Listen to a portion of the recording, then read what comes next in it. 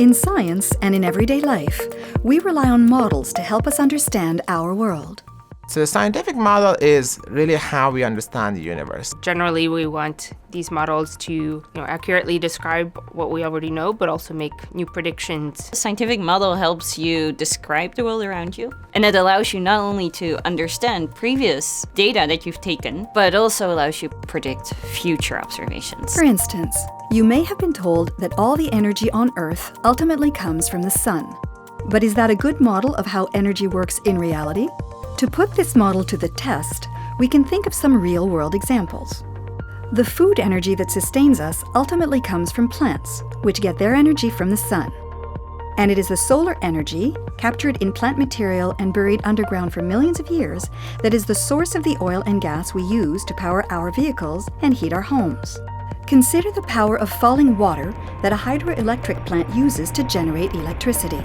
That water falls because at some point it was raised up to a higher elevation by the sun through evaporation. Wind turbines move because the sun warms our planet unevenly and the differences in air temperature create wind.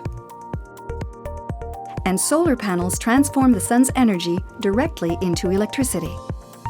So far, our model is holding up pretty well. But consider a nuclear power station that uses radioactive elements to produce electricity, or a geothermal plant that generates power from energy stored within the Earth.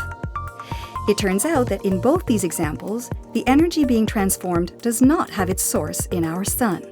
So our model that all energy on Earth comes from the sun is only partly true, but incomplete. It works for many things, but not all things. That is the way with scientific models too. Even at the leading edge of modern physics, sometimes discoveries are made that current models can't fully explain.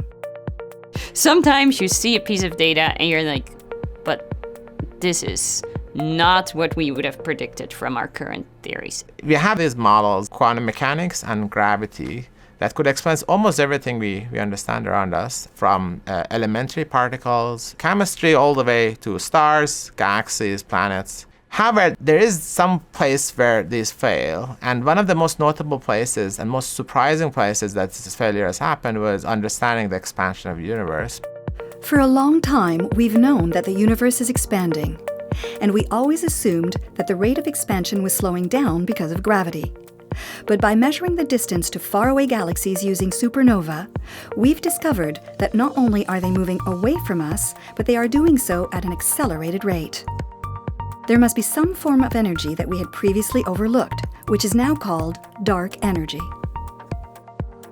We realized from these supernova explosions that our universe is expanding faster and faster, but we didn't have any model that could explain what causes this.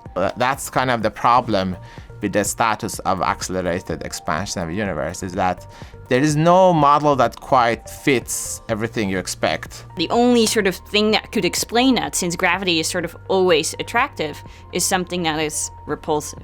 So we don't quite know what dark energy is itself. We just know a few properties. One, it causes the expansion of our universe at an accelerated rate. So that's the critical property. And then we have some more properties that we get from other observations and thinking. I think there are ways of explaining it, but they're not quite satisfactory. So they think you can explain some things, but then you kind of violate other things. And that's kind of the puzzle that we're trying to understand. How does it fit into our theory? Does this mean other parts of how we do calculations are not correct?